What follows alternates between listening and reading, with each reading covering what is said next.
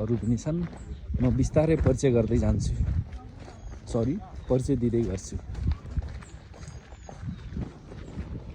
आजको हाम्रो यो हाइकिङको यात्रा होटलदेखि सुरु भइसकेको छ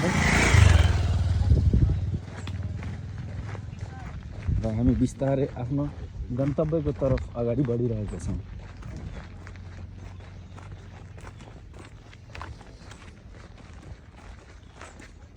यो गन्तव्यमा धेरै नै चुनौतीपूर्ण रहेको छ।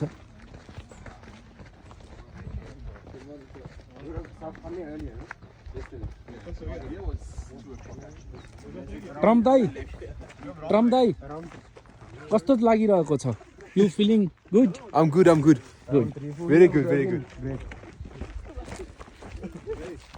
र योभन्दा अगाडि हाम्रो रिटायर ब्याट्सम्यान सुभाष खकुरेल हुनुहुन्छ, जो हाम्रो अहिले असिस्टेन्ट ब्याटिङ कोच, र उहाँले गर्दा हामी अहिले यहाँसम्म आइपुगेका छौँ।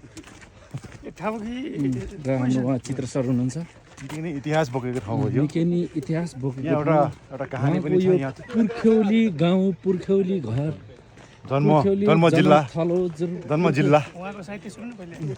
सरी बग्नुस्। उहाँले भने अनुसार यहाँदेखि हामी 20 मिनटको पदयात्रा 36 मिनटको यात्रापछि हामी त्यो ठाउँमा पुग्नेछौँ। कुन ठाउँमा सुभाष सर? नमोबुद्ध मोनास्ट्री। ठिक छ। र हामी बिस्तारै आफ्नो गन्तव्यको तर्फ लागिरहेका छौँ। बाटोमा धेरै नै चुनौतीपूर्ण अवस्था रहेको छ। बाटो उबड खाबड जङ्गलको बिचबाट चिरेर बनाइएको अवस्था छ र माथि तोरीबारी रहेको छ र तल बाटो, त्योभन्दा मुनि जङ्गल।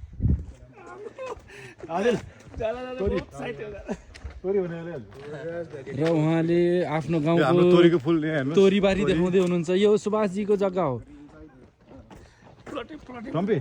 Can you tell me the proud name? Mustard. Okay. Mustard. Sorry.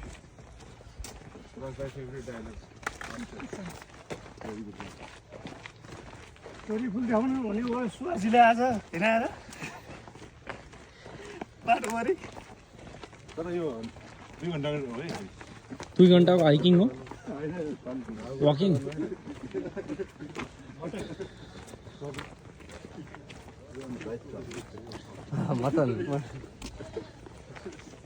मिनटको हिँडाइपछि भयङ्कर सहरमा आइपुगेका छौँ।